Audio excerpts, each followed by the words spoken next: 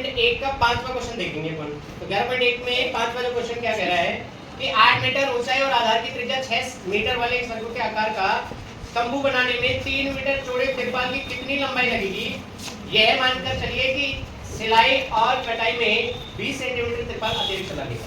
ये अपन को मान करके चलना है कि सिलाई और कटाई में 20 सेंटीमीटर जो तिरपाल है वो अतिरिक्त लग रहा है और बाकी का चौड़ाई हमें दे रखी कितनी है इसकी 3 मीटर, लंबाई अपन को निकालनी है और शंकु की आधार की त्रिज्या और त्रिज्या ऊंचाई भी दे रखी है। तो देखते हैं हमारे पास में एक तिरपाल है। सबसे पहले एक तिरपाल है ऐसा और इस तिरपाल से अपन को क्या बनाना है जिसकी लंबाई क्या मान लेते हैं, माना कि इसकी लंबाई कितनी है x। ये तो निकालना ही है अपन को इसकी लंबाई तो माना कि इसकी लंबाई कितनी है x और चौड़ाई हमें दे रखी कितनी 3 मीटर। चौड़ाई कितनी दे रखी है 3 मीटर।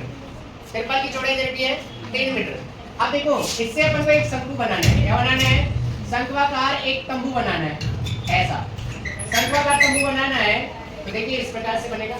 इसके आधार की त्रिज्या दे रखी है कितनी, आधार की त्रिज्या कितनी दे रखी है बताओ, त्रिज्या कितनी दे रखी है 6 मीटर दे रखी है। कितनी दे रखी है 6 मीटर और ऊंचाई भी दे रखी है हमें कितनी 8 मीटर।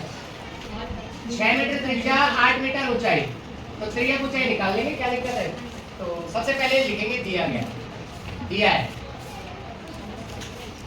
शंकु के आधार की त्रिज्या, शंकु के आधार की त्रिज्या, शंकु के आधार की त्रिज्या हमें दे रखी कितनी 6 मीटर दे रखी। कितनी दे रखी है 6 मीटर और शंकु की ऊंचाई भी दे रखी है हमें।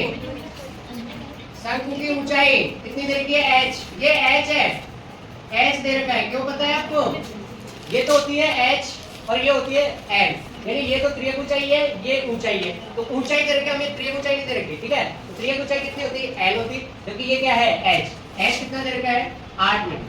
त्रिज्या ऊंचाई निकाल लेंगे, निकाल लेते हैं।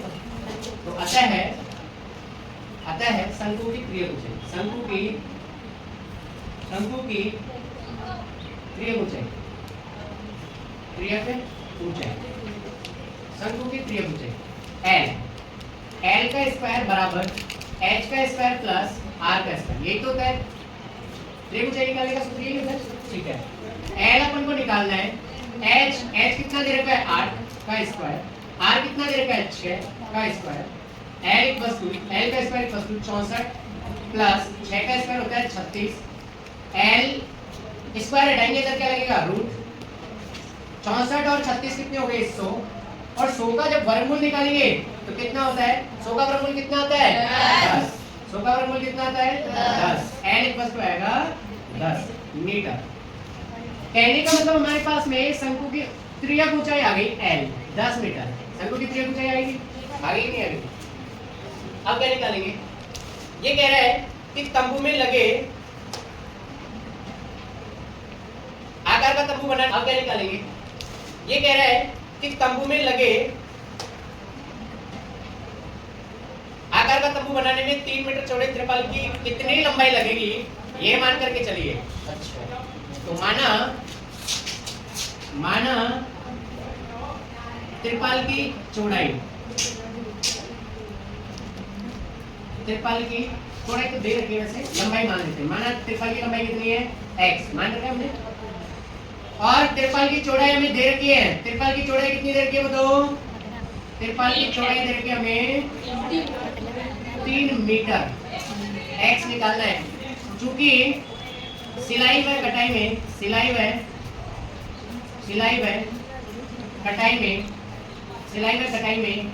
कितना मीटर 20 सेंटीमीटर तिरपाल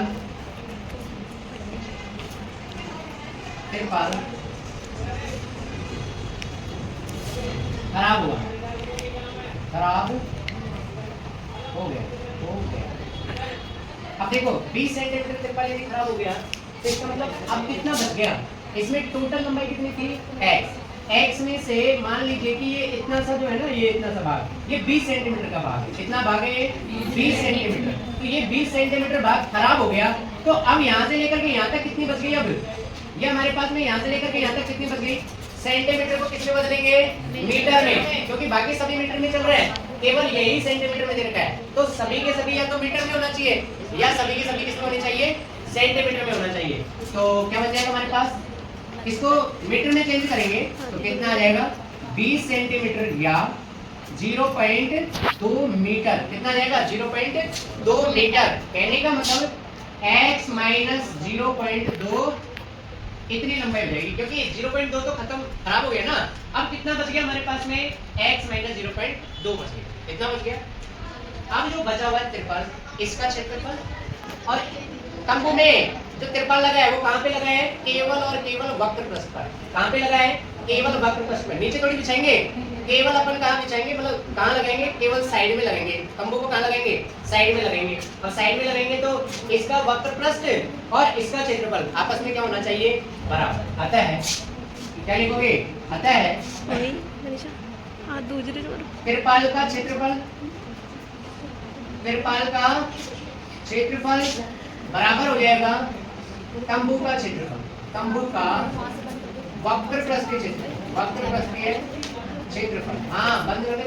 कहने का मतलब है हमारे पास में तिरपाल का क्षेत्रफल बराबर है तंबू का वक्र पृष्ठ के क्षेत्रफल। तंबू का क्षेत्रफल बराबर है तंबू सॉरी तिरपाल का क्षेत्रफल के बराबर है। तो तिरपाल का क्षेत्रफल, तिरपाल कैसा है, आयताकार। आयत का क्षेत्रफल क्या होता है, लंबाई गुना चौड़ाई। लंबाई कितना है, x माइनस 0.2, चौड़ाई कितनी है 3 मीटर। तो लंबाई गुना चौड़ाई बराबर रहेगा, तंबू कैसा है, शंकुआकार, और शंकु का वक्र पृष्ठ क्षेत्रफल क्या होता है,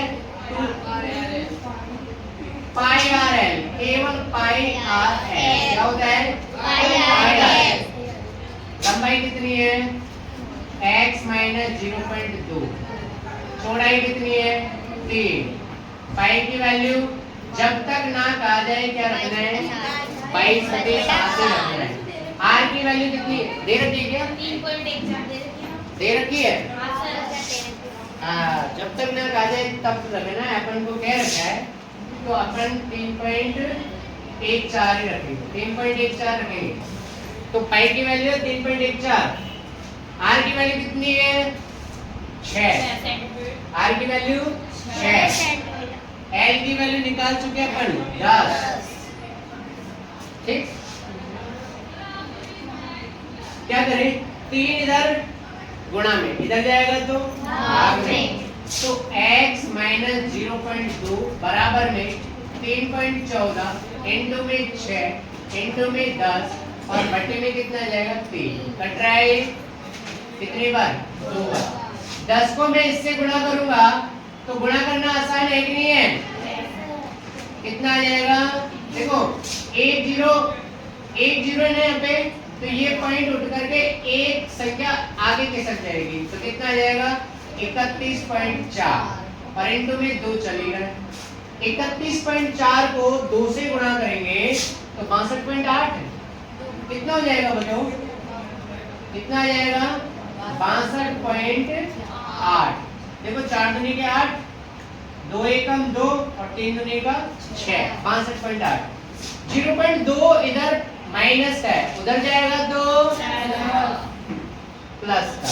तो x बराबर 62.8 प्लस 0.2, 62.8 में 0.2 जोड़ेंगे तो 63 मीटर। कितना आ जाएगा 63 मीटर।